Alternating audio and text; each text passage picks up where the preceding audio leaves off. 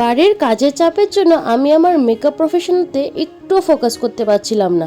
তো আজকে সময় বার করে প্রোডাক্টগুলো বার করে নিলাম, আর পাশের বাড়ির পুচকু ননদকে বলেছিলাম যে তুমি একটু আসবে তো তোমাকে সাজাবো, তো ও চলে এলো and this is her final look. তোমরা কমেন্ট করে জানো তো তোমাদের কাছে ওর লুকটা কেমন লাগলো। ও ভীষণই ছোট, তো তাও ওকে সাজিয়েছি। আর আমি আজকে ক্যামেরাম্যান ডাকিনি, প্লাস আমি কস্টিউমও আজকে রেন্টে আনিনি। তো আমি ওর মায়ের শাড়ি আর আমার জুয়েলারি পরিয়ে আমি আর লুকটা কমপ্লিট করেছিলাম।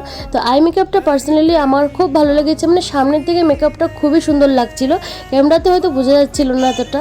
তারপর দেখো কাজের পরে রুমটার অবস্থা, আর এর মধ্যে মিমোকে বলেছিলাম যে কিছু খাবার এনে দাও, তো ও আমাদের দুজনের জন্য এগরোল এনেছিল। তো এগরোলটা খেয়ে এবার ওকে বাড়ি ছাড়তে যাব।